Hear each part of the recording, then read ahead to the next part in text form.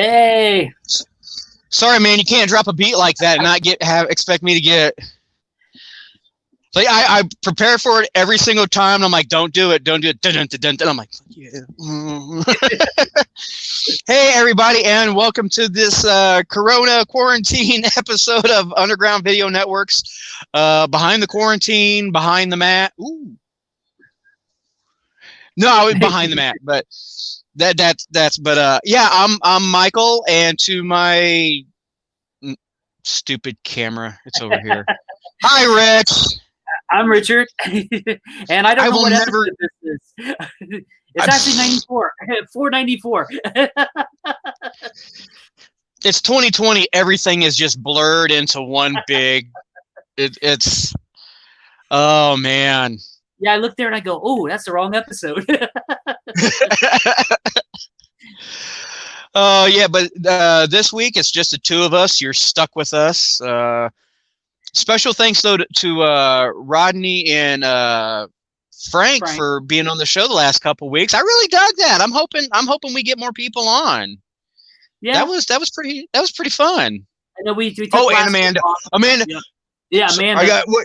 Yeah. Oh, don't. Bong, bong. She's commenting already. Bong.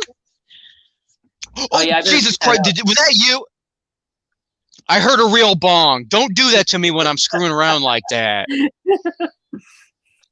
But no, it's not her yet. But both of us kind of took a little break last week. I know, Richard, you had some school stuff you were getting everything ready for. Well, I had the auction last week for the United Way. Oh, that's right. How did that go? Yeah. We raised the full $10,040. So United Way we met our goal. That is awesome. I almost called you. We had a History of Marvel book. It was like a real book with the history of Marvel and stuff. I almost called you to see if you wanted it, but it was going like higher than I think, and it's just like, whoop, too late. Okay.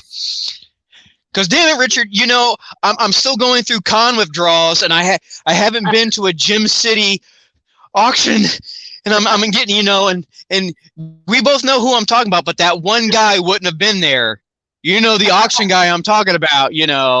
Although with my luck, we'd have been doing this right here, and all of a sudden, bong, 125. No, block collar. Oh yeah, but man, we had a lot. Last week for me was kind of like I needed a day off. It was a good comic book / Lego / video game. And you ever notice that, Richard? I'm going to get deep with you. You ever notice that when you get to a certain age, it's like recreation and free time has to be scheduled too, because it's like, look, I want to get as much goofing off done as I possibly can. I could spend the next 6 hours just playing video games, but no, I got to read some comics. I got to build some Legos. Like, all right, I'm building Lego, like being immature yet responsible. That's going on my gravestone. It's on camera.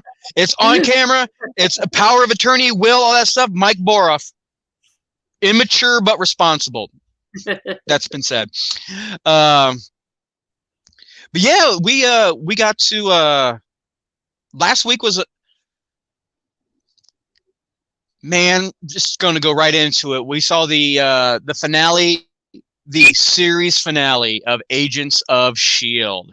The 2-part episode, and you know what? I've seen a lot of shows come and go. And the ones that are fortunate enough to have a series finale, I've seen some really good ones and I've seen some really bad ones, Alf. I'm going old school right here. That was the worst season finale I've ever seen. That one still haunts me to my days. For those of you not old enough to know this, you may know Alf, but at the end of the series finale, Alf gets captured by the government. And then we never see him again. That messed me up as a child. I'm like, but what happened to him? A really good one of my favorite shows for while it was on. Did you ever watch The Strand? Was that? It had the guy that played Yellow Jacket. like the vampire. Oh yeah, It, yeah. if you haven't watched that, it's a good one because there is a beginning and there is an end to it. It really legitimately was a really good show, and it had a great season finale. Like when I finished watching that episode, I was like, I'm happy walking away from this world. And That's where Agents of S.H.I.E.L.D. they time jumped ahead, right? In the ending of that one. Yeah, they did a fast, a fast forward to show the world, after the big bad was Yeah, that's defeated, right. I remember it. Yeah. yeah, they fast forwarded like a year to see what the world was like, and it was I was really happy with it. And Agents of S.H.I.E.L.D. pretty much did the exact same thing too. Hey, Molly. Molly's watching. Hi,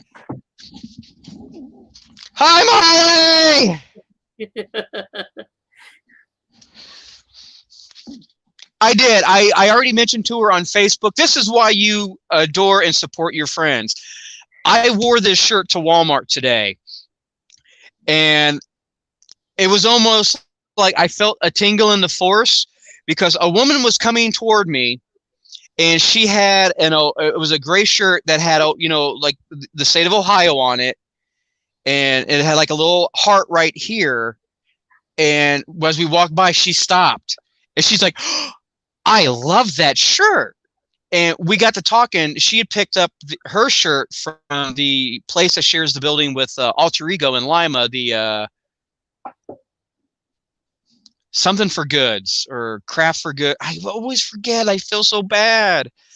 But she'd mentioned she got it there, and she asked me if I had gotten this shirt there. And I go, no, I got this shirt from my friend Molly Durth. And I started to tell her, and I had really piss poor reception at Walmart. I couldn't get on the Wi-Fi, but I steered her in the direction of the Geek Out art, and I could see the wheels in her head turning. She was going for the memorization. She's like, because she even asked me, "Is that all one word?" Or I was like, "No, Geek Out art." And about 40 minutes later, because I can't just go in and out of Walmart, somebody else asked me about the shirt, and I did the same thing. So I was happy to do that. And Molly's having the weekend sale, or yeah. Mm-hmm. The Ghoul back to is it Back to Ghoul? Yeah. I know my stuff. I know my Molly.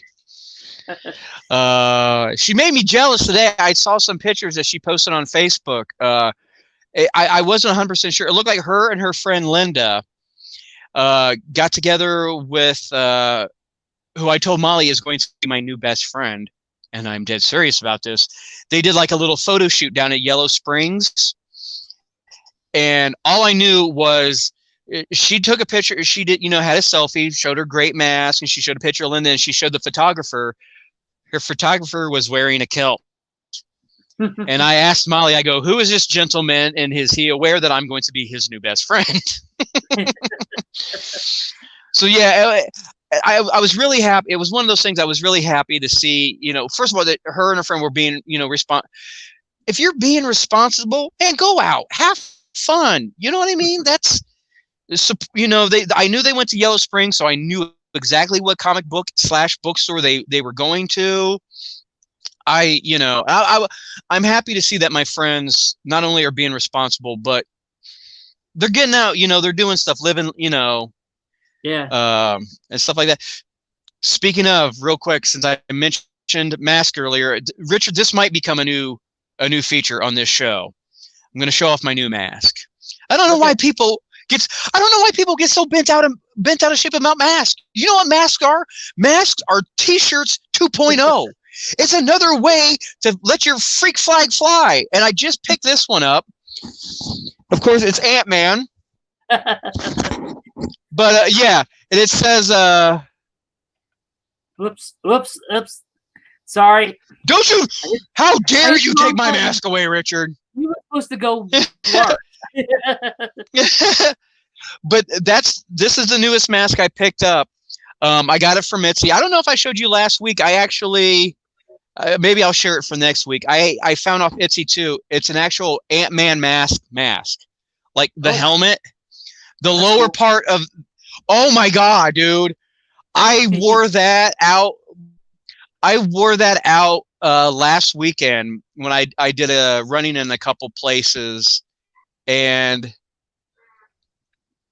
I got a response. I really liked it because at first, it's hard to tell what it is because it's not the full helmet. But then every once in a while, I get that look like,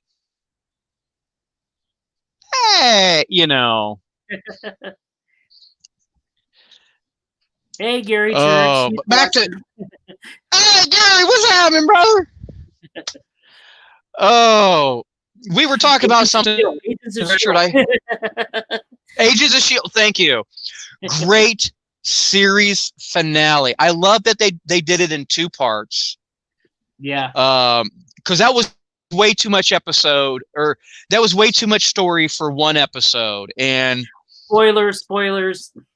Oh yes, yeah. Sorry, folks. We just want to make sure spoilers. We're going to be talking full disclosure of the episode. Look, if you didn't know the Silver Surfer showed up, I can't be held responsible for that. And I mean, the fact that they got Lawrence Fishburne to do the voice again, that was rad. No, that didn't happen. But it was. I really enjoyed it. And the one thing, and it's still great casting. The one thing that took me out for a little while since her character got introduced was the head Chromicon. I can't remember her name. You know who I'm talking about, Richard. Yeah, I went blank too. But because we're professionals. Amateurs leave notes and stuff. Amateurs have little pieces of paper that have important details about the TV show you're talking about. Not us, baby. But I recognized the actress. She was on the TV show Bones. And she had a really small role at the beginning of the movie Serenity where she played a teacher. But I knew her from Bones. So every time I saw her, I just kept expecting her to go King in the Lab. It was one of those moments where, it was hard for me to separate the actress from the character. But dude, they covered so much. And especially since I just showed you my Ant-Man mask, I got to call him out on this. Oh, freaking stole from Ant-Man. And I shouldn't say stole. I like the way they did it. And kudos to them actually just having the Hoveos for Fist to just say quantum realm. Because when they start talking about it, I go, I know what they're talking about. Don't even try to pretend. And he's flat out said quantum realm. I'm like, you have it. Okay. All right. Which I still thought would have been really dope, Richard. And it wouldn't have taken nothing. But like when they were going through the quantum realm, I'm gonna knock my camera over. When they were in the quantum realm, like all the big bad spaceships, if you'd have just seen,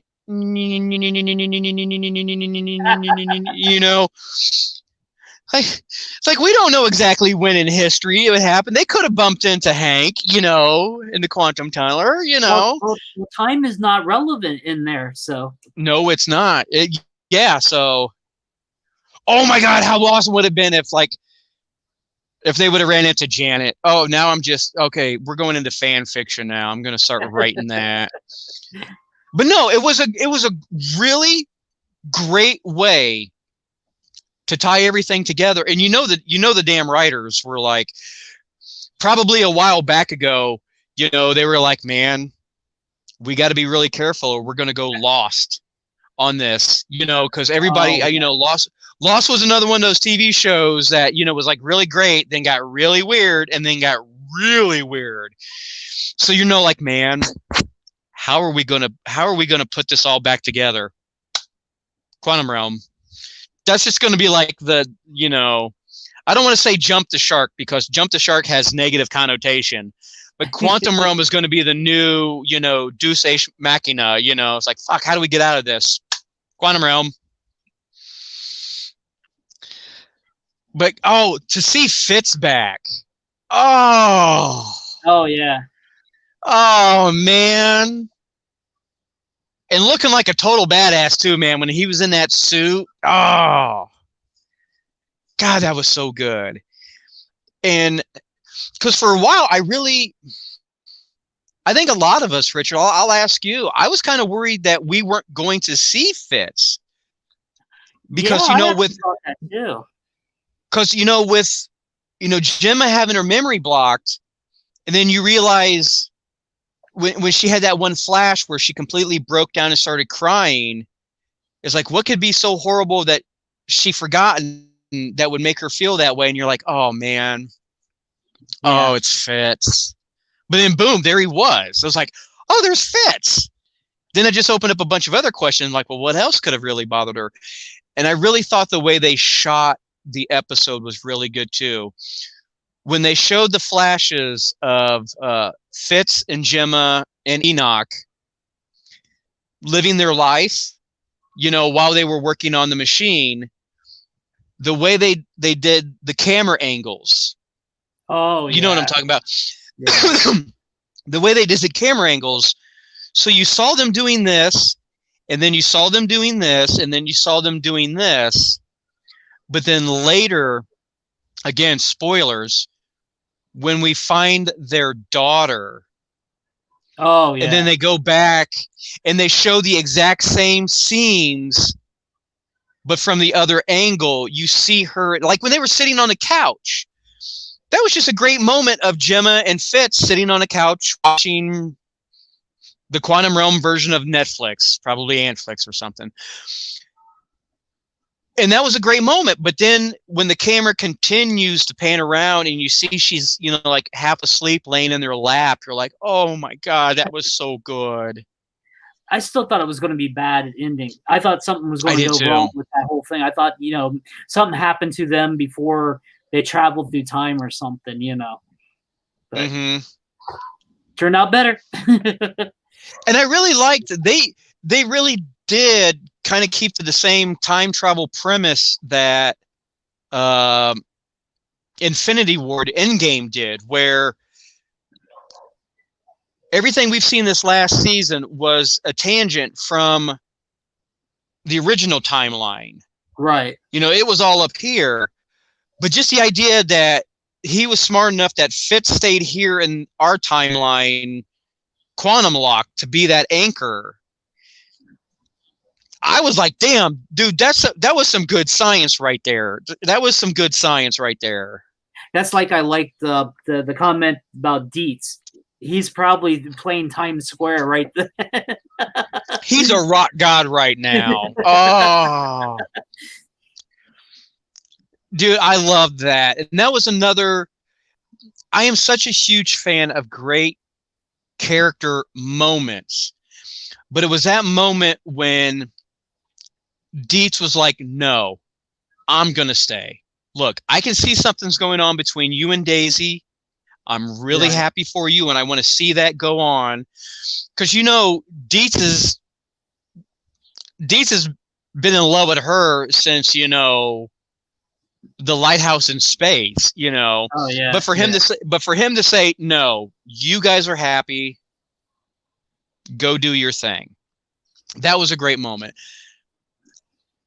I do got to say, though, because we're being fair, there was one moment that kind of stood out to me that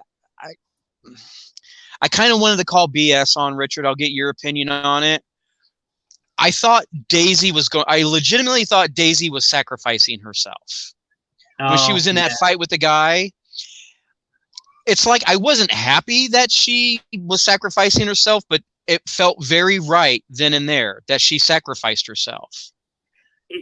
That part reminded me of was Carrie Fisher from Star Wars. It was so much like that. Yep, I knew it. As soon as you said, do you know what it reminds? I'm like, Especially when she was in space. She was in space. And it was a nice nod to Guardians of the Galaxy, because, it was when they showed her, and the Here was my problem with it, though, Richard. Not that whole thing. Um, she exploded. The ship exploded. Well, she Say what? probably took her gravities and knocked her out. Yeah. That's okay.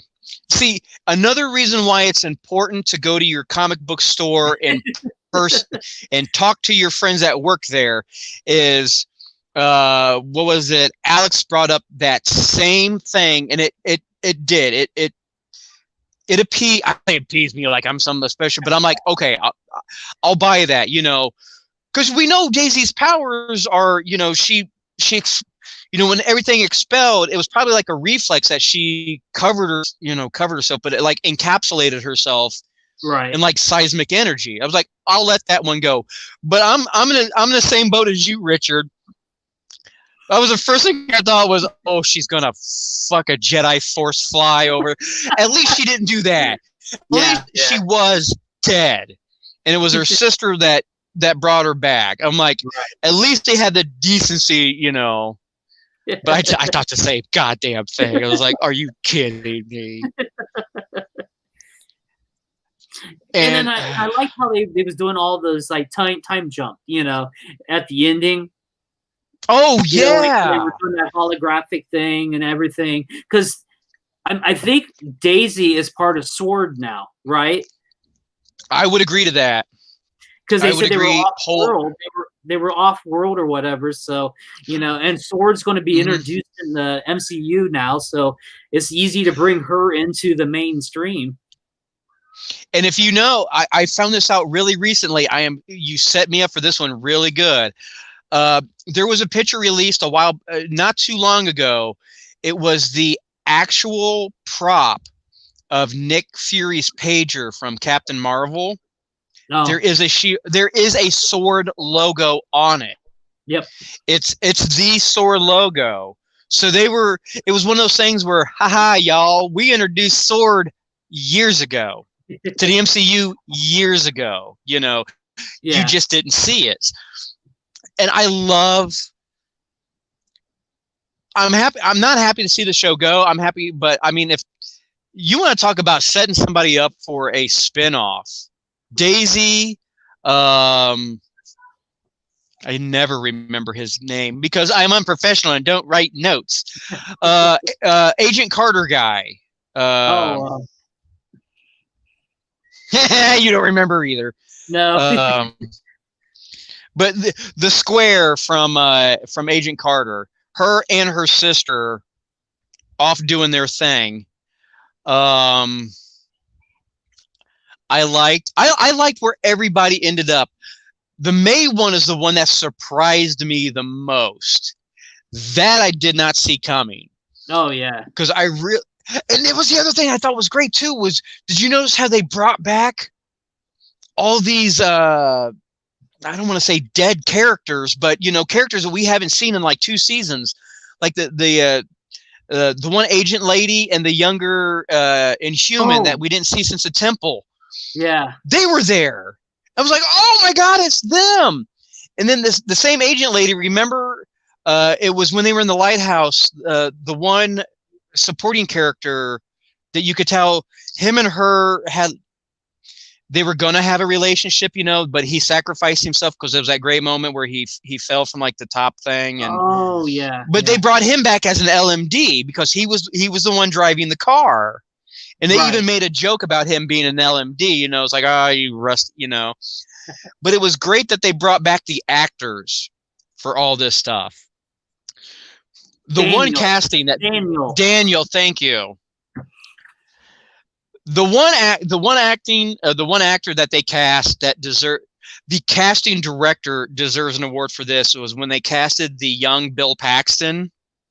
Oh yeah. Because I'm telling you right now, and I mean this with no disrespect because I love Bill Paxton, but it was just like, I could just imagine all these guys coming in. The first thing they thought was, let's see your teeth. Because Bill Paxton's got that beautiful, just gigantic, white, pearly white smile teeth. We're like, you look a lot like him. Smile. Then they smile. I'm like, no, we're casting by the teeth now, buddy. But that was that was great seeing him younger. The one thing another thing I was kind of disappointed in, and it would have been such a great moment, is when everybody met back at the speakeasy, the safe house. Oh yeah. When they first arrived, and then all the S.H.I.E.L.D. agents from that time period, were there. I really thought the one was going to be Nick Fury. A younger Nick Fury. Right. You know what I mean? Because it was set a while back ago. That was the time period was. It was 83. Yeah, it was 83. Yeah, and so when did Captain Marvel take place? Was that? Oh, yeah. It could have, but anyways, what I thought is because of the way all the characters were shadowed. My first thought was, and I hate to say it like this, but I saw a dark-skinned man in the shadow with a deeper voice, and I went, "Oh, Nick Fury!" Oh. But it turned out to be another agent, and I'm pretty sure it was an agent that we knew from current Agents of S.H.I.E.L.D. If that makes sense, you know what I mean? Right. Like, I'm pretty sure everybody there was the younger version of somebody we met throughout the show. Dude, I'm thinking about watching the Triskelion getting the shit blown out of it. That was awesome. Yeah. Captain Marvel was 95. So Nick. So he would have been younger. He would have been younger. Yeah. So it could have been him. Yeah. Yeah, it could have been him. But dude, I'm talking about watching the Triskelion getting blown up. That was rad, man. Just seeing that whole that was good. Let's see, what else was there? There was just so much to talk about those first. Oh, seeing Daisy's mom come back. That was awesome. Yeah. Yeah, I like then how that was a whole. Oh. No, go ahead. I just liked how they decided it was the alternate universe. It wasn't really the MCU universe. It was another universe they were time jumping to. And the ripples was all being done in that same time frame instead of creating a bunch of a whole god of different universes. It was just one of the multiverse. And then when they when they went back, that one was still alive, and then they left Deke there. So that became Deke universe, basically. So they could still I like that too. Deke's yeah. He could come back later. You never know. They could do something with that. Yeah. It really did. I'm not saying full series, but especially with Netflix and Hulu and maybe CBS. But I mean, there could be mini movies. We could see a spinoff of Deke and Deke's World. Yeah, Disney Plus is always looking for stuff. Disney Plus. That I would love to have seen more of Sword. Daisy. Well, the only thing I'm not 100% sure that Daisy and I gotta know his name. Daniel. The guy with the cane. Daniel. Thank you. Okay. Yes. What's his last name? Sousa! I did it on my own. I did it on my own. I remember something. When Agent Sousa, God, I'm so proud of myself when I remember stuff because I'm old. But Sousa and her sister, the only reason I don't know if they're part of Sword is they're gone. You know what I mean? They could be right. They could still be a part of it, but you kind of get the feeling too that they might just be, we got a spaceship. Let's go see some stuff. The only thing I'm thinking is because of that is because they had the link to the earpiece that took them back to Earth. Yeah, so the system was all set up so that it's all through the universe, and then that'll probably tie back into Captain Marvel somehow. Is what they're trying to say. Nope, you are absolutely correct, Richard. Yeah, you are absolutely right on that. Because that's the only thing I got was the earpiece thing.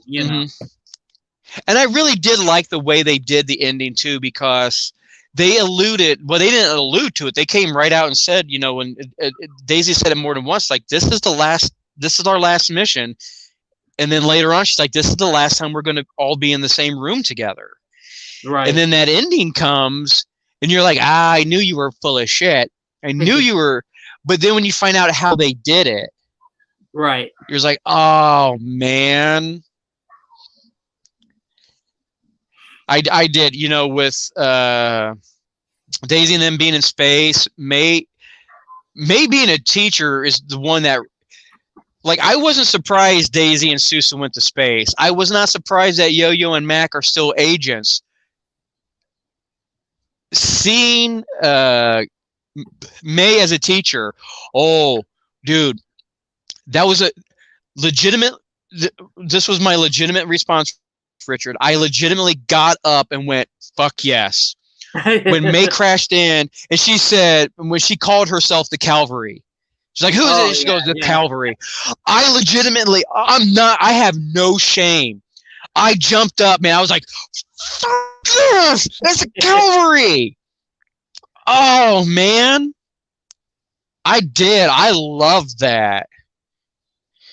Not only because I have the hugest crush and may not win, but I was just like, oh, I love that woman. Oh, I have the biggest crush on that one. I love her, and I love seeing her as a bad. And it was another really good callback, Richard, was when she was flying the Zephyr. And who was it? I can't remember if it was Mac or somebody. Said, "You pilot this thing really well." And she goes, "That used to be all I did." Because remember, that was a callback to like episode 1 or 2. Because that's how Coulson, that's how Coulson talked her into joining him. Was like, "I just need a pilot. You're just a pilot. I just need a pilot." And it was like toward the middle of the first season when somebody said something to her again about flying the ship. She goes, "That's all I was supposed to do." I was like, that was a brilliant callback. Like I guarantee you that when she read that script, she son of a bitch, like she got jazzed for that moment. Well, that's like I like when now I'm forgetting names. I just had to tip my tongue. The director, the new guy, the new director, Mac. Yeah, he brought that cane out and he slams it down. They used that in the first. Yes. That was a yes. So it was like bookend moment that when they jumped out and he did that, I go, whoa. Because I remember that moment stuck in my head because I remember the first time I saw that moment in the first during the first season was as I kind of bitched because I thought it was a ripoff from Serenity. Because remember at the very beginning of the movie Serenity when he gets his sister and she's, he just cracks. He's like, it's like, oh, she always loved to dance. And then they realize he's not there. And he does the same thing with the cane and went pung and knocked everybody out. I remember thinking that the first time I saw that in that episode, I'm like, you sons of. Then I went, oh, Whedon. Yep. Yeah. If anybody's allowed to rip off Joss Whedon, it's Joss Whedon. He's like, it worked really good over here. There was a lot of really great callback moments. And I'm not gonna lie, I was really tickled to see because I remember his name now. I'm gonna use it as much as I can. Daisy and Sousa together. I really was. I did. I really liked seeing the two of them together. And I always loved when Deke would mess with him. It's like, ooh, this involves electricity. Might be over your head. Sousa's like, screw you, I know electricity. I was like, God, man, I liked that. But yes, the ending of the episode with all of them and the safe house, catching up, and oh, when they were all talking about Gemma and Fitz's daughter, it's like, did she get the birthday present? I mean, it was like Fitz is like, we can, you only have to do this once a year. And he's like, yeah, but there's Christmas too. It's like that kid is going to be so spoiled. Think about it. Your Aunt Daisy is on the other end of the universe. You're going to get some pretty dope ass Christmas presents. But I did. I liked it. I liked the way they did that. It was a nice. You thought they pulled the wool out from underneath you, but they kept true to what they said. Was that none of them were in the same room together. Right. And I want to know what's going on with speaking of Coulson, not only is Oh, May teaching, dude, again, no shame. I applauded when her and the young guy were walking back to class and they walked past the Coulson Institute sign, or was it Coulson University? Either way, I think it yeah. was Coulson University, but I was like, oh man, okay.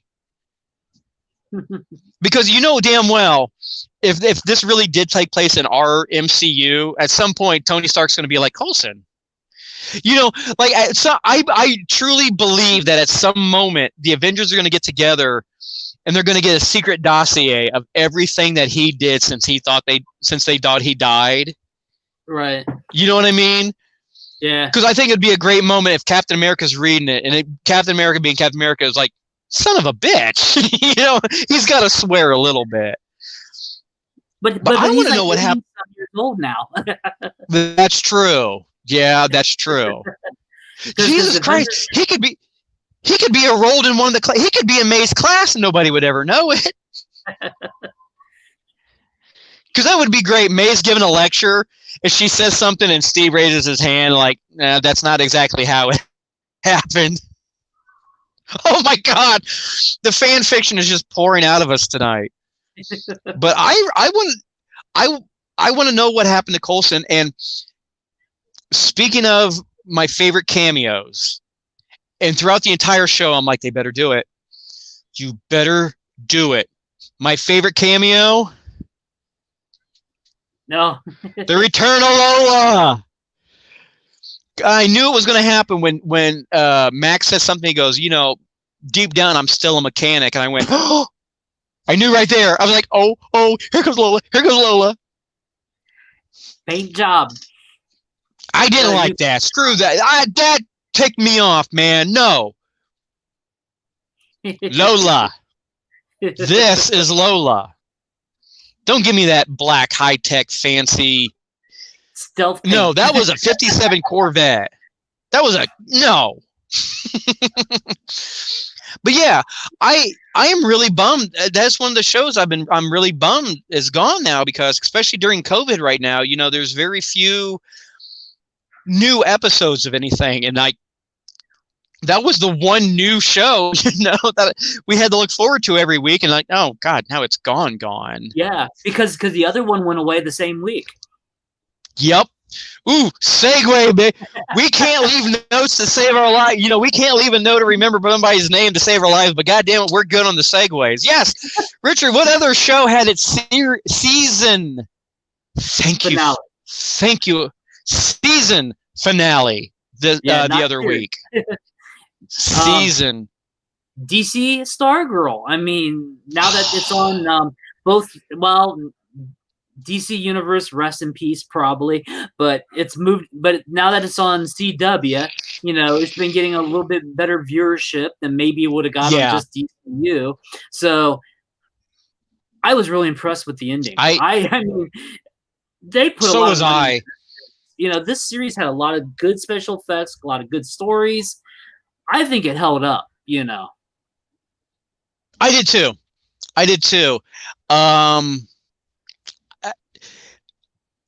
That was, you know what, honestly, as far as first seasons go, that ranks up there very, very, very high on my list of knocking it out of the park good seasons. You know what I mean? Right. Because there's, you know, especially, you know, nowadays when, you know, you have friends that introduce you to a series, they're like, you hear this so many times. The first season's a little slow.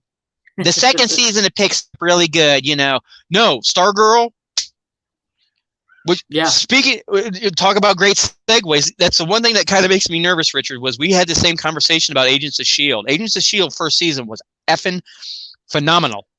Oh, yeah. Then the second season came, and it was just like... And by 4, it was out the chute, so, you know. Yep. Oh, no, I loved... Damn, everything about that. Not only the season finale, I mean, the entire series. I'm going on record right now, Richard. I'm going to say it. Old school aside, Stargirl is my favorite thing with Luke Wilson in it. Just shy below Idiocracy. It's like Idiocracy is right there. And that's only because we're living it right now. But I loved him. Oh, shit. Okay, wait a minute. We're getting ahead of it. You want to talk about cliffhanger season finales, man. Look who made a cameo at the end of that episode, Richard. Yeah, I know. I guess he's not dead. I don't know how I feel about it. I really don't. Part of me is like, I really want to see him back, but the other part of me is like, I really don't want to see him back. You know, it's right. And is it him? And okay, you got me excited now because they did a very Marvel-esque type thing, Richard, where it was like, okay, here's the end of the episode. Wait a second, post credits, and then it was like, no, post credits. And you want to talk about digging a villain out of the vault that will lead you for an entire season run, Eclipso. Bro. Yeah. Dude, first of all, I thought it was funnier in the hell when she's going through like the storage unit. Yeah, I'm like, who the hell keeps, like she dug the Eclipso gem out of a cardboard box. But when she pulled that gem out, man, right? Because me and you, we're old school. I remember Eclipso. I remember like a lot of Eclipso. I remember the Eclipse. What was it? Was it the Eclipso Wars or was it the? You know which one I'm talking about because the first issue had the. It was the 90s, so it had to have that gaudy little plastic gem. But I mean, really, if you think about it, you think to yourself, how are they going to do it next season? Because the JSA, I hate to say it like this, they have great villains, but they don't have like the rogues gallery like the Flash has. You know what I mean? So you're like, where are they going to go next? But when they do, and like I said, going old school, that was some Jeff Johns. Oh yeah, jiggery pokery right there, man. I could almost see that as that was like a contract negotiation thing. It's like, look, I will sign the contract to do the show if you let me do one thing. It was like because Eclipso, like I said, it's so old school. It's just like you let me do Eclipso season 2, I will give you season 1. And then what did you think of Grundy? Yeah, I was weird that he let him go, but at the same time, it totally made sense. Now, is he going to be like a herd animal now, or what? That. And again, Richard, for a TV, I don't want to say network show, dude, the effects on Grundy were badass. Yeah, dude, he looked awesome. Let's be honest, Richard. He looked better than Doomsday did in Batman v Superman. I will say this. I will say this. A diehard Superman, and I will defend BVS. I like that movie. Dude, Grundy looked way better than Doomsday did. That was impressive. To me, that whole little part that just made Our Man the new younger Our Man a true hero because he didn't kill him. He realized he was just a savage beast, maybe, and he just let him go.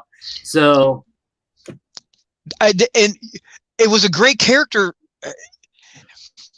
How do I put it? It was like a great character flip because the person that you wouldn't have, again, spoilers, people, the person who was anti-killing killed Icicle when Wildcat. And dude, that was so badass. Not only did she kill him, dude, look at her face. She had no regret. She was like, slice. Yeah, I killed him. Well, Brainwave, what next? Too. Yeah. The whole part with Brainwave, because I actually for a moment goes, oh, they brought him back.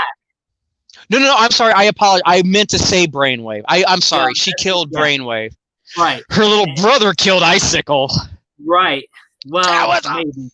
Maybe, maybe. yeah, yeah, But Brainwave, because when they brought the son back, he is really in the original JSA back when stuff the Super yes, Squad stories. He became a hero for a while. So I'm yep. thinking, well, did he like survive the crush and was real, but just for that fraction, you know? And then all of a sudden, when she had that in her eyes, I go, oh no, that must be the dad. And then, yep, And it was great acting on her part too, because it was you didn't see that cliched moment of realization where she's like, oh, you know what I mean? yeah, It was yeah, like she went from facially making us believe that she believed to slicing that neck like it was nothing. right. That poker face was awesome. You know, it was just like, it's like, oh, you really are him. / no, you're not. He wouldn't have said that. There are. Oh, that was what she said. yeah, Our friends. I was like, right. oh, damn. But I just said, oh great, they brought him back. Just and then it's like, nope, that's not it. So it was a Yeah. good writing, and you know, because it played with the emotions of us older school guys who did read the comic from the 70s, Mm-hmm. thinking we were going to get. Because my other thing is, I want to see Robin part of that with the actual pants. If you ever done the JSA, you know, or even hold out Power Girl, but you know. Don't. To quote Hawkeye from Endgame, don't do that. Don't give me hope. Well, Oh my God, that would. but like we said, now after all the stuff that's happening at DC Comics, looks like our DC universe will be going away. At least Yeah. for original programming, everything's going to be going over to HBO Max or to the CW. So, Well, it was let me ask fun. you. Well, Oh, let me ask you your opinion, Richard. And it's so inconsequential, but the thing about them, you know, after the battle and everything, them fast forwarding, you know, a few months. Why Christmas? You know what I mean? It was just I might have been reading too much into it, but I kept expecting there to have been a reason for it to be. You know what I mean? It could have just been 6 months later, right. or Maybe they were trying to give you the sense that maybe Icicle was still going to be back, even though the brother ran him over. You know. which, dude, that was one of those moments, Richard. I'm not lying. I had to rewind it because it was like, first of all, it was so out of nowhere, and then it was so awesome because he's like, "Can I be a part of the JSA now?" And I'm like, "Wait a minute, no." And it was, you know what? Honestly, after I watched it the second time, you know what it really reminded me of? It reminded me of that scene from Final Destination. Remember when she walks down the street? Yeah, bam! It was that quick. Yeah. You're like, jeez, it was almost jarring when he hit him with the truck. I was like, oh, I really, man, I really, I love that show. I really do, and it's been renewed, so we are going to get a second. It has season. been renewed. Yeah, yeah. Well, aside from it being Christmas time, I really like the fact that even though everything was done and taken care of, that they were all still together. Right. You know what I mean? That they were all still together, and you didn't really. I mean, Courtney knows that Wildcat killed Brainwave, but there time had passed. You know, they didn't try to play like, oh, she's still harboring a grudge about it 6 months later. You know, it was just like Christmas photo. You know what I mean? You know what I mean? Yeah, yeah. Well, they'll probably dive into it next season. You know, they'll give us something out next season. And I was really happy to see Stripe back. Oh, God, I love, dude. I'm telling you, man, that. I loved it too. It was like the episode or two before when his wife sees the suit for the first time. She's like, "You made that?" And he's like, "Yeah." It's like, how do you come back from that? Like, look, I have no problem with the fact that you're a superhero. You built that and we're not millionaires? Oh. Tony effing Stark, you know what I mean? If I found out my significant other, it was, not that I have one because I'm actually, but you know what I mean? If I found out that, like my wife or my husband made this incredible battle mech, and it didn't even, that was a great thing about it. It didn't look like it was pieced together like Iron Man in the very first Iron suit. Oh, yeah, that was a polished badass suit, robot. Right. She's thinking, just how many patents just off of this suit could we do? I mean, you don't get the impression that they're hurting for money, but still, they ain't living in a penthouse. Yeah, like I said, we're going to get another season. Hopefully, they can keep the quality of the show up to that level. Me too.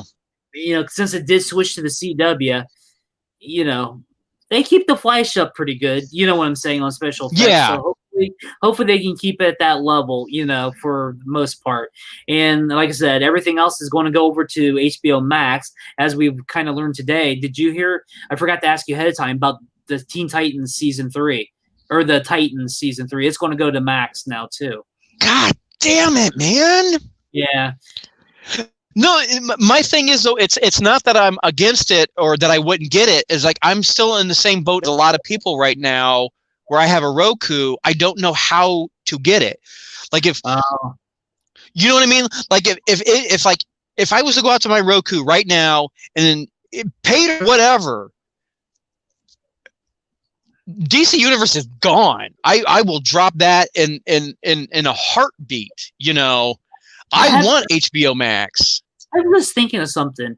What does the billing do on that? Because you bought a year too, right? When it first launched? I did.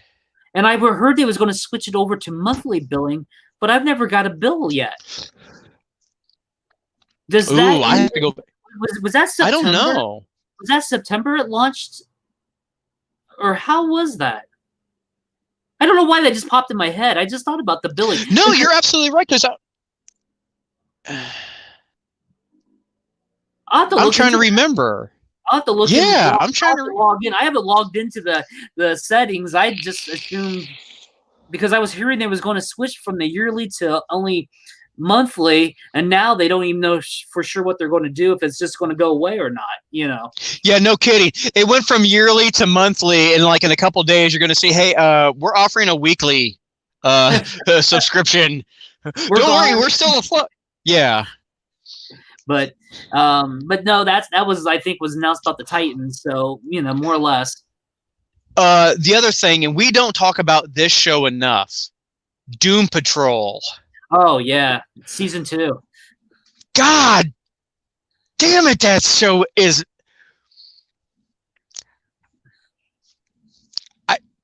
If there was a swear jar in that mansion, that has become a running joke. Okay, we're getting into the Doom Patrol section of the podcast.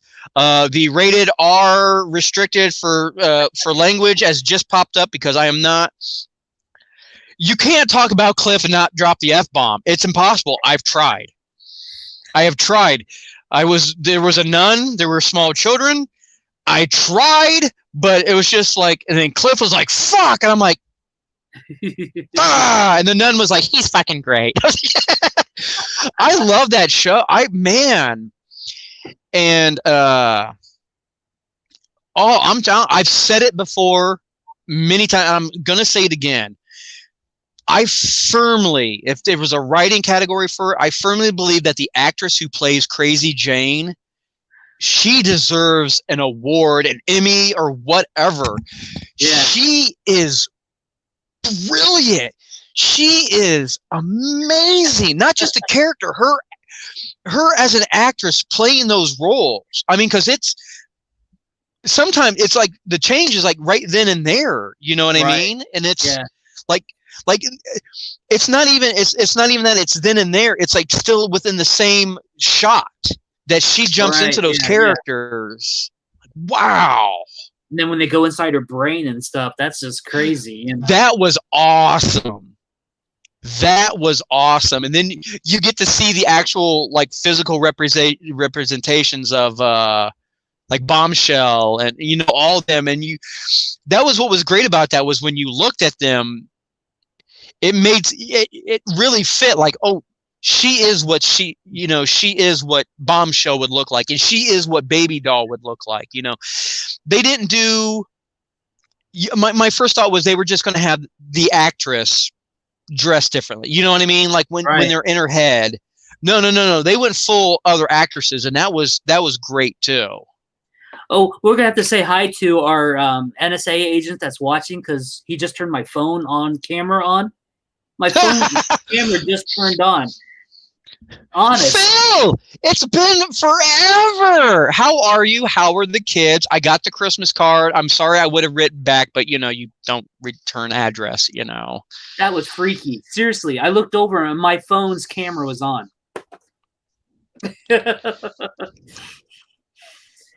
Must have been Siri. I must have. I think it.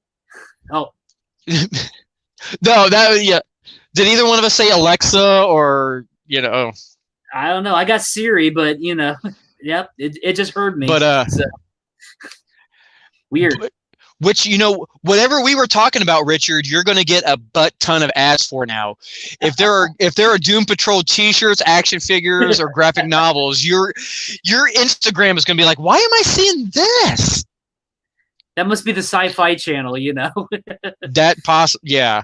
Oh, because we got so much other stuff to talk about too. We're just going to keep going, but man, so much stuff has dropped. Not only today, the last couple days. One of the first things I wanted to talk about, because I think we can hammer this one out really quick, is the New Mutants. Oh yeah. It was the whole. It was like moonlighting with Sybil Shepherd and Bruce Willis, where it was like, are they? Are they not? Are they on again? Off again? It's like, is it going to happen? Is it not going to happen? You want to talk about a movie that's been riding that gray line it has to have set the record for riding that gray line, whether or not it was ever going to get released or not. Right. And I know why it has to be released in theater. The director has a contract with Fox Studio, or 21st Century Fox, the original before Disney bought it, that it has to be shown in the theater. Good.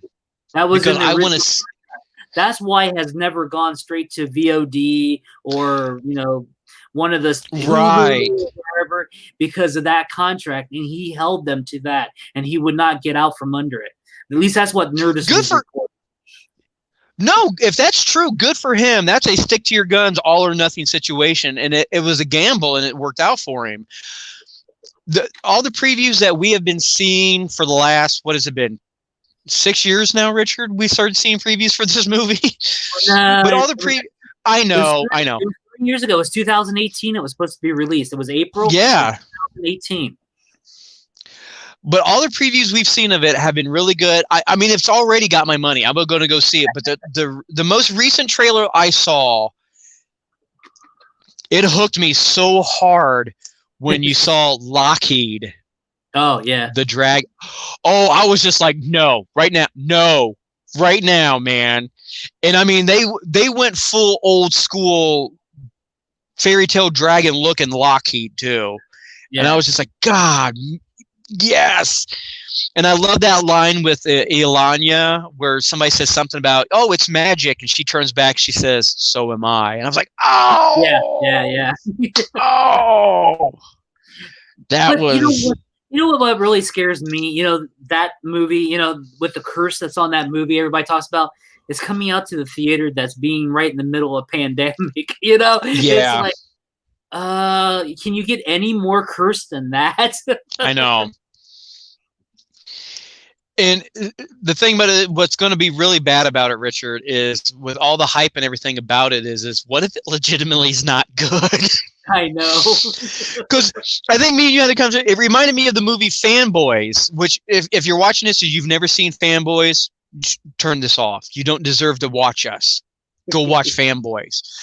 But the whole idea, about the movie is them trying to break into Lucas Ranch before, the friend, But at the very end of the movie, when they look at each other, it's like, well, what happens if it's not good? Before Fate a minute, what happens if it's not good? Because the entire Star Wars community went, that's a good joke. That's a solid joke. It's like all this. What if we go into it? I have a feeling, Richard, it's going to be a movie we're going to need to see twice, because there's going to be the initial reaction to it, like Phantom Menace, where it's like, oh, it's a new Star Wars movie, this is great. Then you go back and you watch it the second time when everything's calmed down. You're kind of like, this is kind of bad, in my personal opinion. But you know what I'm saying, though. You know what I mean? It's. Yeah. I think it'll be okay, I do too. It looks. I like the direction it took. Just completely doing its own thing. Yeah, the horror element and stuff like that. Yes. Hopefully it'll be different enough that it'll be okay. So, but hopefully Hulu will pick it up later. No. Yeah. The other one, and I don't know if we've talked about it yet. Bill and Ted, man. Oh yeah. Which, if you think about it, Richard, now would be the perfect time with the pandemic to release that movie, because the concept of the movie is Bill and Ted were promised that they were going to deliver the world into this great utopian future, and we find out, that it didn't happen. So when you find out the concept of the movie is like, well, Bill and Ted find out that the world's kind of gone to shit, and then you realize it's 2020, and you look around, and you're like, we really didn't get the world Bill and Ted, were promised. I think, honestly, right now is the perfect time for that movie. And just seeing the two of them together again. Alex Winter and Keanu Reeves, man. And what was it, like the one preview we saw where it looked like they were wedding singers? And here was my biggest fear about that movie. Honest to God, my biggest fear is kudos to the costume department. Because my first fear was, Keanu Reeves is a badass now.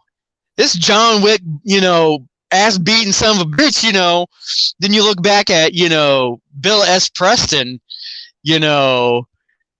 skinny run, it's like I can believe they're overweight and out of shape. That's what we're expecting. But like, how are you going to hide the fact that the stoner guitar, rock and roll player is, fucking Neo, you know what I mean? But everything I've seen from him, aside from being, a little, bit thicker, is I even noticed, Rich, go back and watch it again. He's doing the Clark. I swear to God, I noticed it. It looked like he was doing the Clark Kent thing where he was kind of slouching. That's funny. And I'm telling you, that works. But Bill and Ted saved me. Oh man, I cannot wait to see that one. And we're happy because we were just talking about this earlier, Richard. The word is movie theater, one of the things that are being reopened here very soon. Right. Well, they just did. This weekend was the first weekend the theaters are open. Mm-hmm. And I'm happy about this. The Batman trailer just dropped. No. I just got a message that says the Batman trailer released. Okay. I gotta go. No, I was gonna put my hand over camera. I was like, I gotta go. Okay, wait a minute. Okay.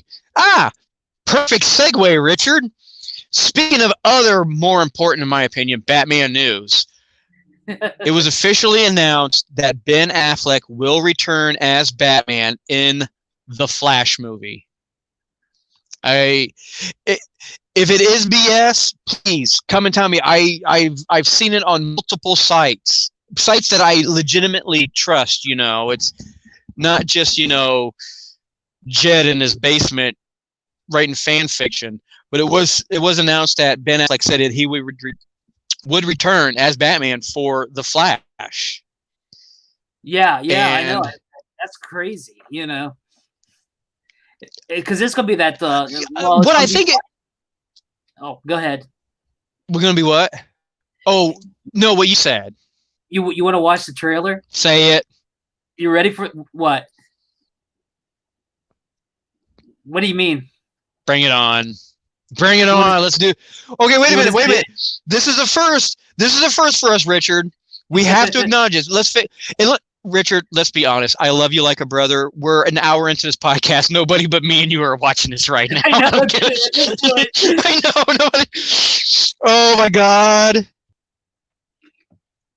Oh, this is really happening.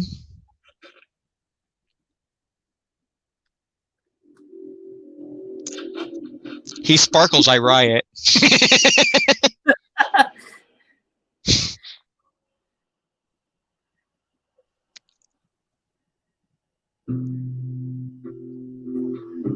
From your secret friend.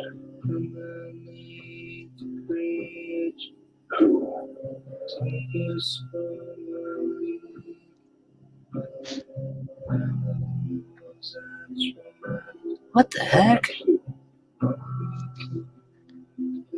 Let's play a game. Just me and you.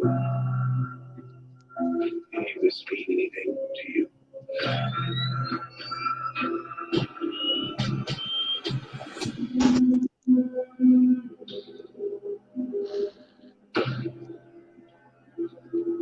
You're becoming quite a celebrity.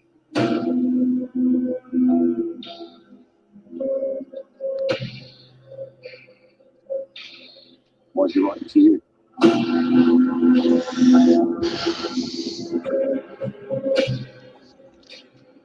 If you are justice,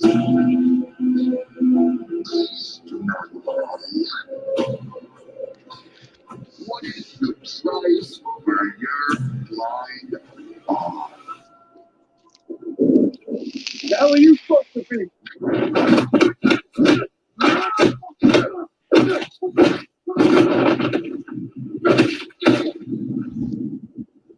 I'm vengeance. Yeah. These guys try to hit me.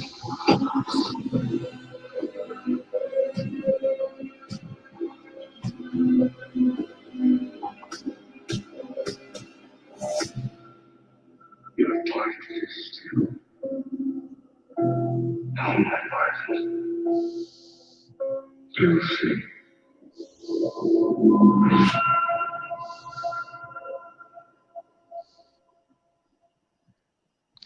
Okay, first of all, as a cosplayer, I will give bonus points for the fact that they showed the black eye makeup around his eyes.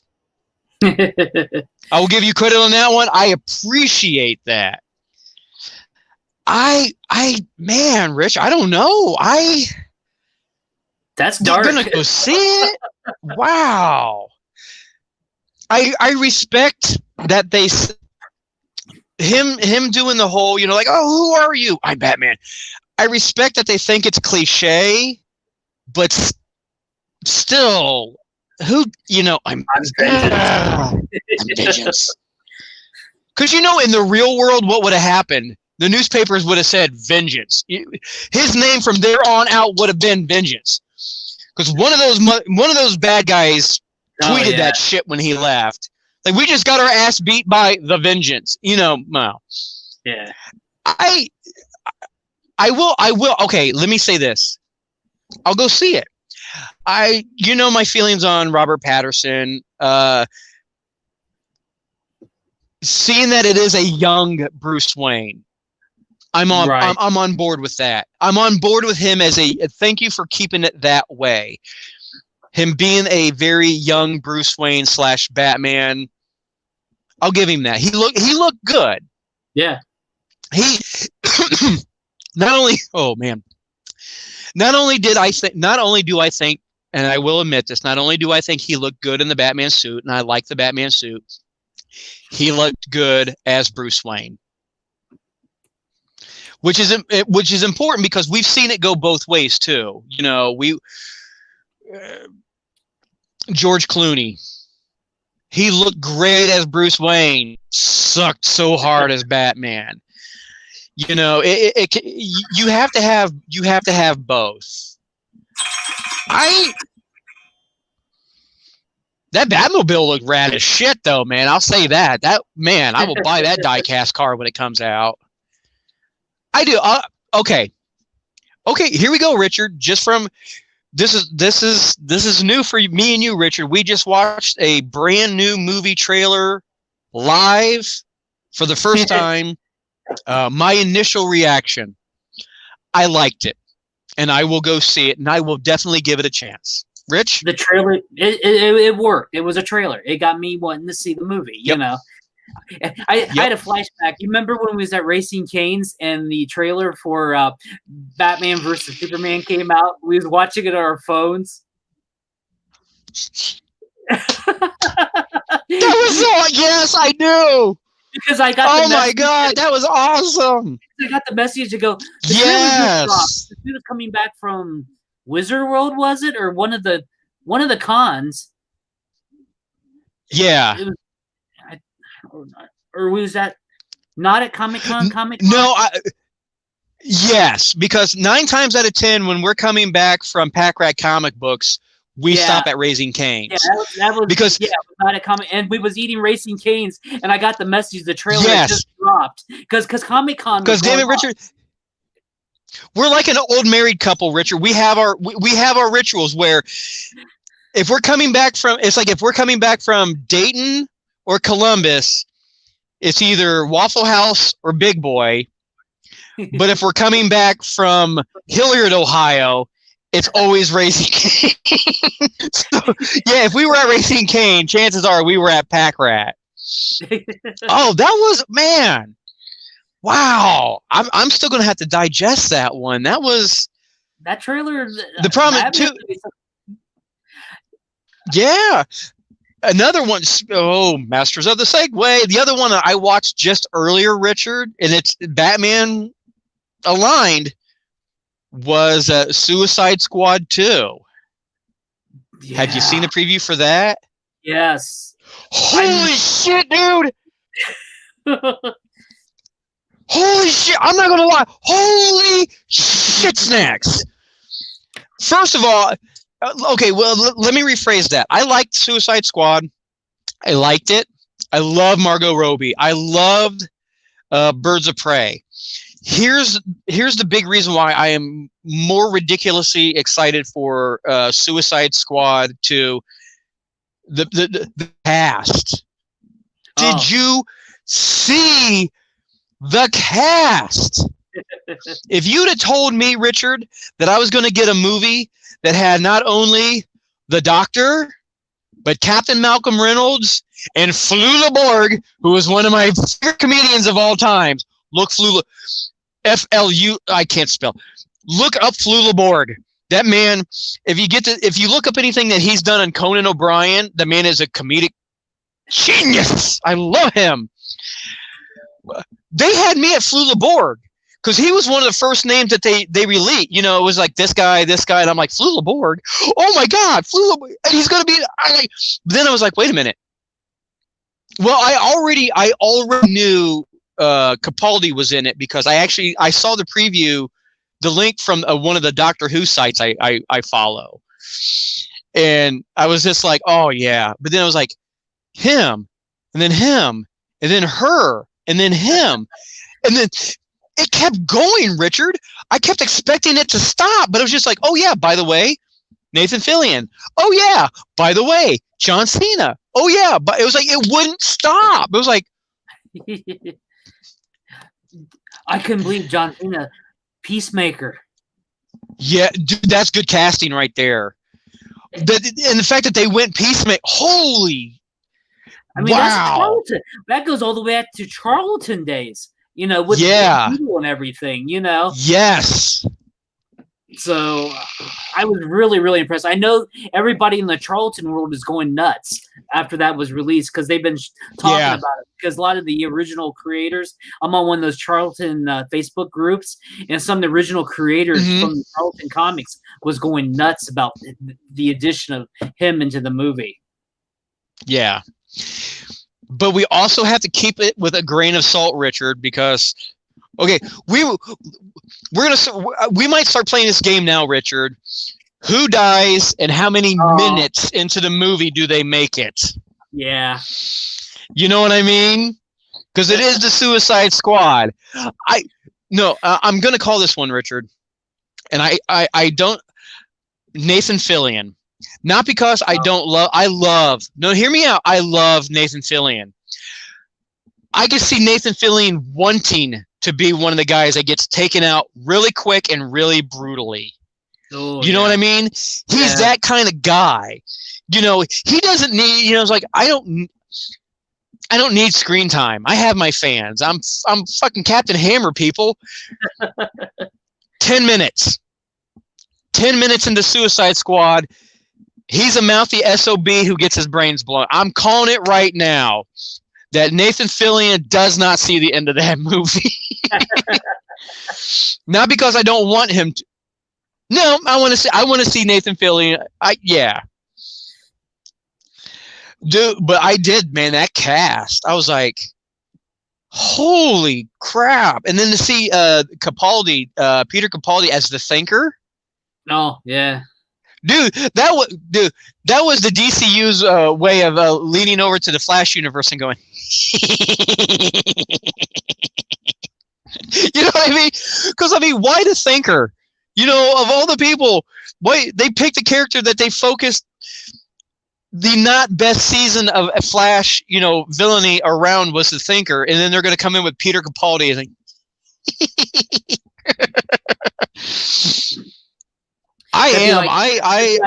It's just the same as if Marvel Universe came in with Pete Pace Pot.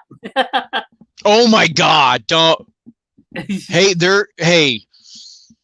As long as there will be a Spider-Man movie in the franchise somewhere, we still have. They brought in the Shocker. That's not that Shocker, Michael. They brought in the Shocker. Yeah, but like I said, and we got to see another trailer today too for the Justice League. No. I can't. I cannot change my underwear again twice in one day, Richard. I can't. I'm not kidding you. I will go on record. I'm one of the people. I love the Justice League movie. I will go toe to toe with anybody. I like the Justice League movie a lot. When the past few months, seen snippets of what could possibly be in the first cut has got me really excited. When I watched that trailer today, Richard, disclaimer, what is about to be said, Underground Video Network does not hold parents take your children away. This was me watching that trailer, Richard. I almost started smoking again, Richard. I needed that after. Oh my God, dude! In all seriousness, that looked awesome. Oh shit! And I've heard the same thing from a couple of different people. It's kind of like when the secondary cut of Superman 2 was released. I know his name. It's Donner. Connor. Thank you. When the Donner cut came out, it almost became a completely separate movie in a good way. And I get the feeling that this is what we're going to see. We're going to see a completely different movie that's got elements from the Justice League movie that we saw sprinkled in it. You know what I mean? Right.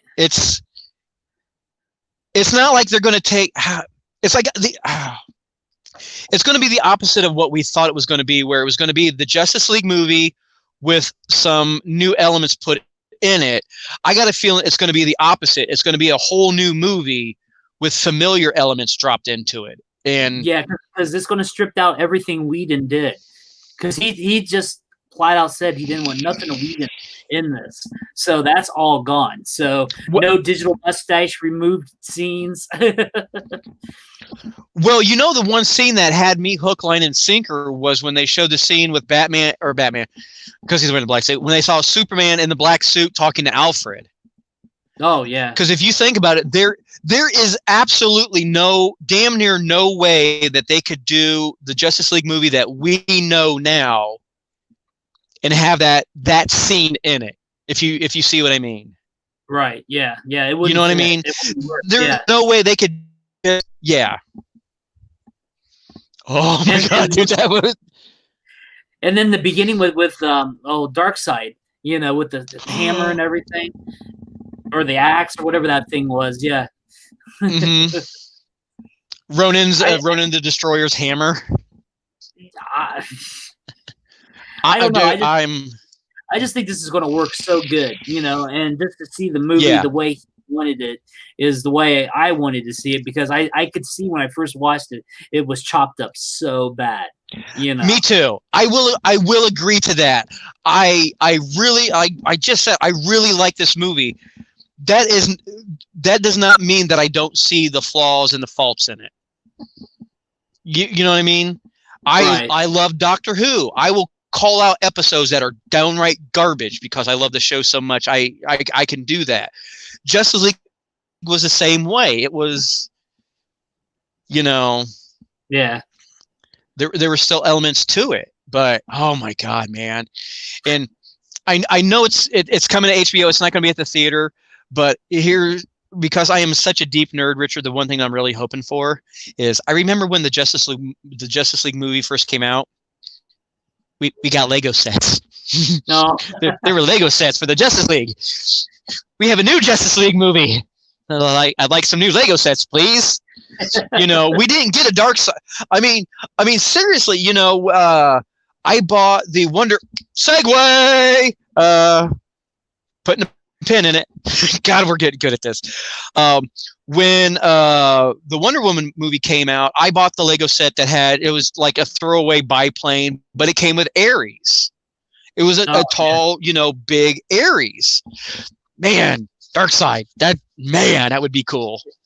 So that's just my little thing right there. But as I mentioned before, I'm gonna let you segue into this because I've talked too much. Yeah, the Wonder Woman trailer also dropped today, and it was something. Yeah.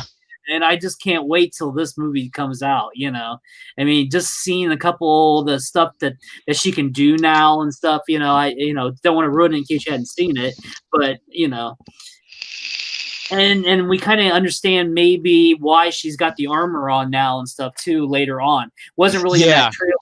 But I've been reading some outtakes, like on Nerdist was doing, because they had an interview with the director, Jenkins, and she was explaining that because she was going up against Cheetah, that she has to have that armor to protect herself from her claws, and it just totally made sense, I don't like copying off the Nerdist, but it was a great interview, it was a long read. It was like they said it was like a 13-minute read, and it felt longer, but it was really good, Yeah. And you know what, that right there might be alone, Sorry, you went Naked Gun on me for a second. I think. Oh yeah, you went you went that way too, so that was weird. No, I did that. That was me doing that on purpose, Richard. Oh, okay. It's time for the end credits. And then the guy walks in the background. I still love that moment. Oh yeah. But I'm telling you, I hate to say it like this, Richard. But I mean, okay, I'm going to ask you this question: do you think do you think we are seeing a revitalization of the DC MU? Because for a while, for a while, even no, you go ahead. I was just thinking with I was going to say even. Yeah, go. Well, I was going to say, even though we had the Aquaman movie and we knew Wonder Woman was on the sequel to Wonder Woman was on the horizon, DCMU's future was still in question. It's like they've already committed to do these movies, but now we're seeing, Henry Cavill has come out, and this isn't hearsay. I mean, I heard it from his lips on Instagram. He is more than anxious to put that suit back on, the Superman suit back on. He wants this. Jason Momoa has come out and said, I want to do this again. Ezra, he's all about, doing the Flash, but it was just like, it was almost like the effort didn't live up to the expectations that Marvel did. So DC was kind of like, screw it. But now they're seeing the opposite. Now they're seeing, oh my God, we could still make this happen. You know what I mean? Well, I think what happened is AT&T bought them out. And there was some time where they had to reshuffle players around. And then all of a sudden, just, what was it, less than 3 weeks ago, DC let a ton of people go. Yeah, oh my God. They were shifting away from comics and all this stuff, and everybody was getting, and I'm not going to say it was good because I hate to see all those people lose their jobs and stuff, but AT&T, I think, was just wanting the properties. I think they want to move them into the movies, into the TV. They see that HBO Max is what they want to do. They want to take their properties and send them straight out to the audience. They don't want to mess with. Yes. I don't think they want to mess with theaters anymore. I don't think they want to mess with like Netflix. Yeah. I think Warner Brothers, AT&T, whatever, they were one of the first ones besides CBS that wanted to do their own thing, because CBS was the first one that wanted nothing to do. Yes. I thought this was kind of funny that CBS didn't want anything to do with Netflix. Then all of a sudden they made this huge Nickelodeon deal. It was like, what? Yeah. It didn't make no sense. And I am in the same school as you, Richard. I'm a blue collar guy myself. I hate to see anybody losing their job. What I think happened was I think the powers that be were really waiting to see what the satellite sites were capable of. Right. And I think people were finally seeing, especially, I will give Netflix the credit they deserve when they saw that satellite stations or apps could produce quality material like The Witcher, Umbrella Academy. Because I'm telling you right now, Richard, I would rather have 8-hour-long episodes of the Umbrella Academy on Netflix than 1 2-hour movie at the theater. Yeah. I think they were biding their time. Huh? Yeah. No, go ahead. Yeah, I just don't want to see the theaters go away. I don't really either. No, I don't either. But, no. But that's like you said with like AT&T, Warner Brothers. I think they want to do these bigger productions, and that's where they want the money. They just don't see comics as money. They see that creating the properties they need. So I still don't know what's going to happen. I know Jim Lee's promising stuff, but and like today on the conference, I don't know if you watched some of the stuff from the DC FanDome thing that they did, but they're still trying to hype this stuff, and I don't know. I'm still nervous about the comic world because of the comic too. I am too. And but I mean, I can't even buy comics anymore because I don't have no money to buy. I haven't bought for like a year now. Oh, Richard, why you got to go and break my virtual hug? Seriously, I've only been buying. No. I've been buying like from Rodney, from Sean, from those guys. Did you go away? Who said Alexa? Hey, Bill. Yeah. But no, and you're like we're a majority of America. At some point in our life, we were without a job, and there were times where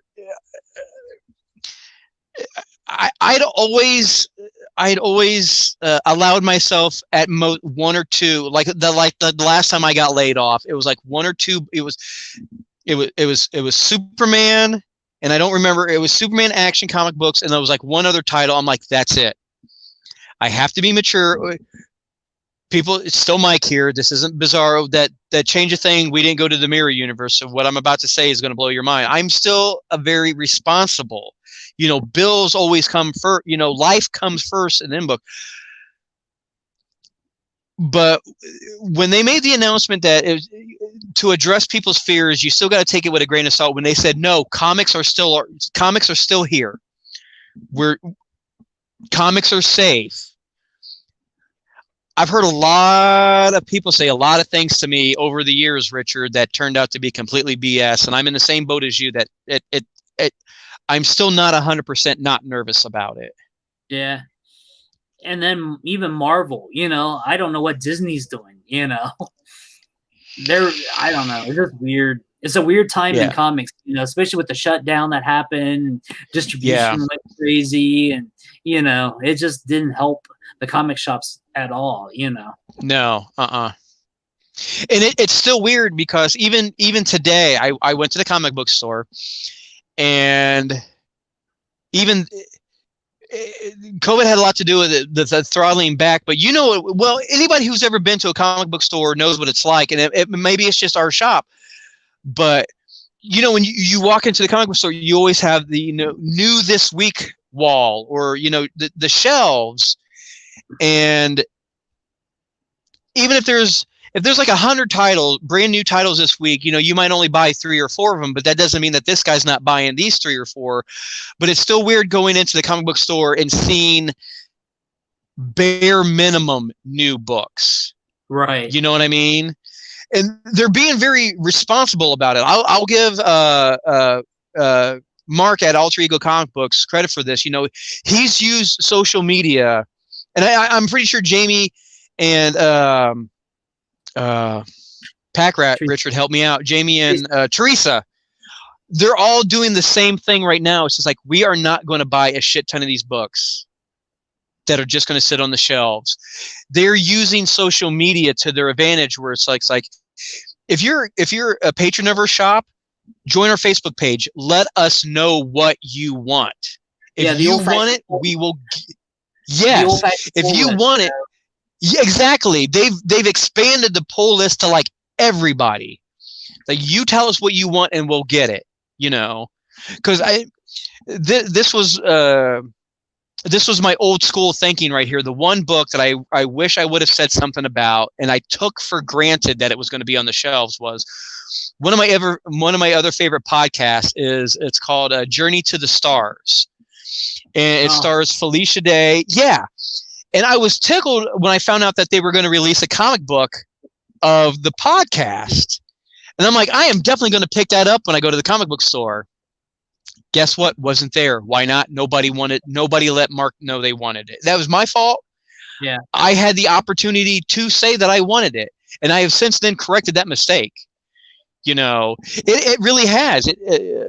COVID has changed. Like we said, everything. It's making social media. Social media has always tried to be a tool, but it's being more of a tool now, where it's just like, here's this thing. We would love to have it in our store, but if nobody's going to buy it, we're not going to get it in our store. If you want it and you tell us you want it, we will get it. 5 people say they want it, we'll get 5 of them. If one person says it, we'll get the one. It's like me. Ant-Man.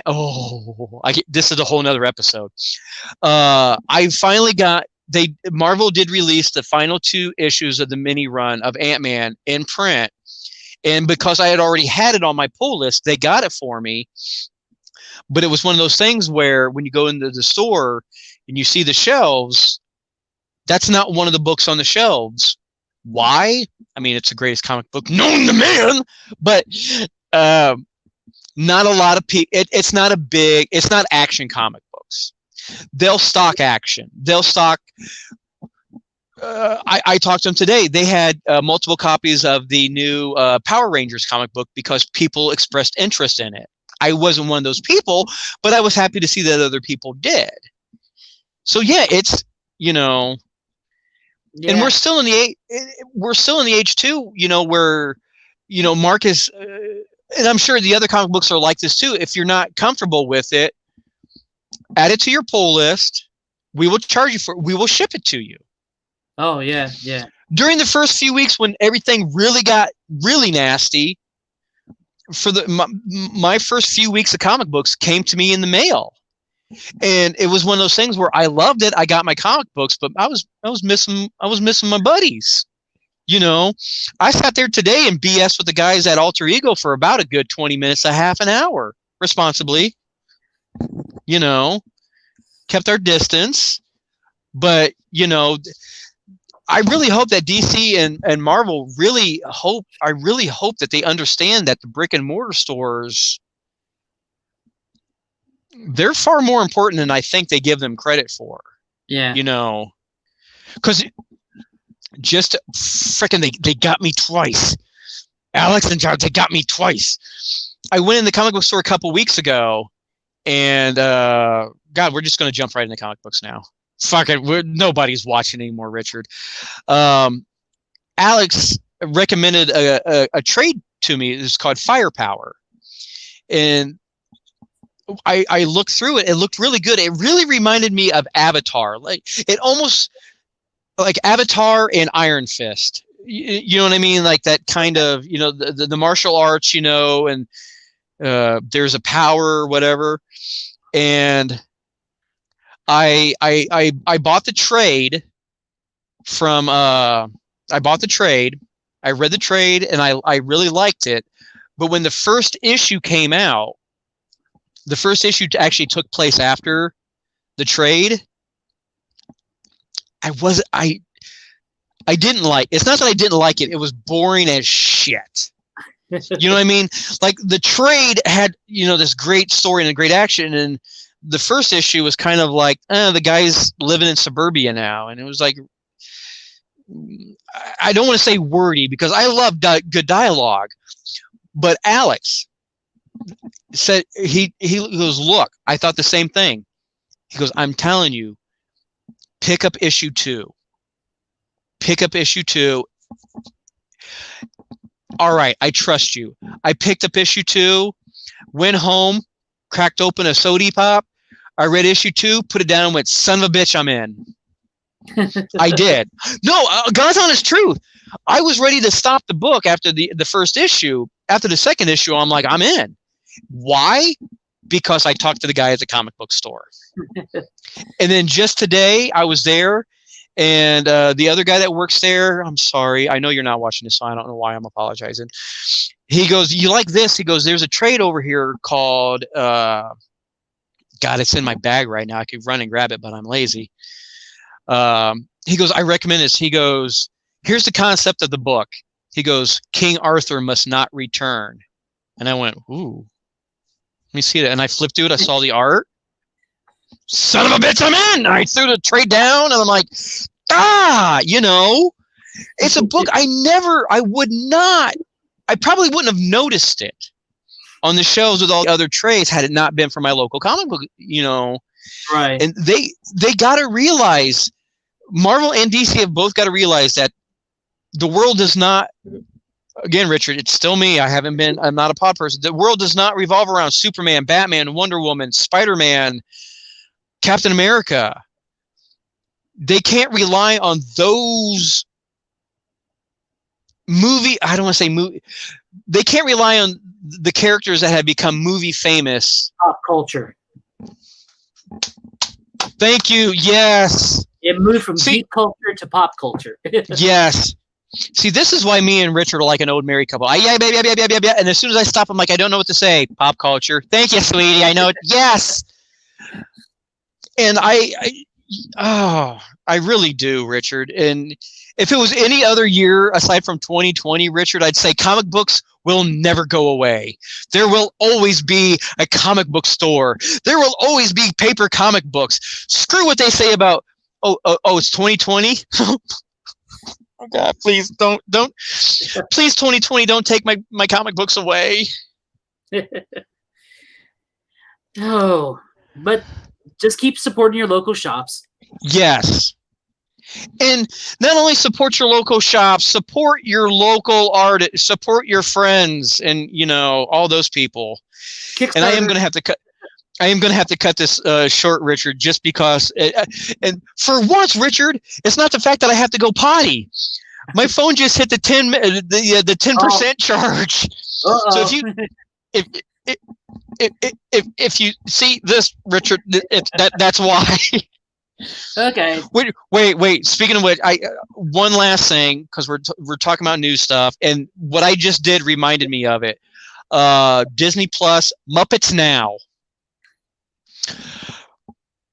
I fucking love that show.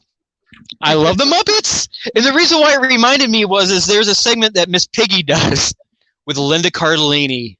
Oh, I love Linda Cardellini. I loved her as Velma. I wanted to marry her after Grandma's Boy. But she does this the entire show revolves around the concept of social media and this here and that. But Miss Piggy does a segment where it's her and then Linda Cardellini, and usually some kind of, like this week it was a brick of cheese called Brie, because it's the Muppets. I think Beaker was down here at the bottom, and the only reason he was there was to serve no purpose. But then Kermit was down here, and they were talking about relationships. So Kermit kept constantly, at first he tried going, oh, Piggy, I'm breaking up. The connection's breaking. And she goes, I can see you. So then he started to do what I just did. Was like, I think the connection. And then you see his little froggy arms, you can see that he's drawing something. And then he holds up a piece of paper that said buffering. Richard, I'm telling you, I almost wet my pants. I was like, he literally, it's like it said buffering, and he's like doing that. I was like, God damn it, man. Yeah, that's another recommendation I have, man. Muppets Now. Okay, Alexa, I get it. Okay, it's either Alexa or Bill is really. That's gonna be fucking funny. I'm gonna get a legitimate text message from Bill, like, Mike, I know I exist. I know you're joking about it, but your phone is about to die. Hugs and kisses, your FBI operator. So, and I'm gonna, Richard. Before I do, is there anything that you wanted to add before we wrap this up? No, that's it for today. Okay, so behalf of myself, Michael Boroff, and Richard Catterjohn, we hope everybody is staying safe, staying sane. Thank everybody for watching. Thank you, Bill, for continuing to support us. Please tell me Bill did that. I would laugh my dick off. You're like, I didn't do that. I didn't do that. You're like, Bill pops up. I did it. I got you guys. So on behalf of all of us here at Underground Video Network, we hope you guys are staying safe, and we'll talk to you again next week. Oh, wait, Richard, I'm bringing back the podcast thing. Richard, press the button.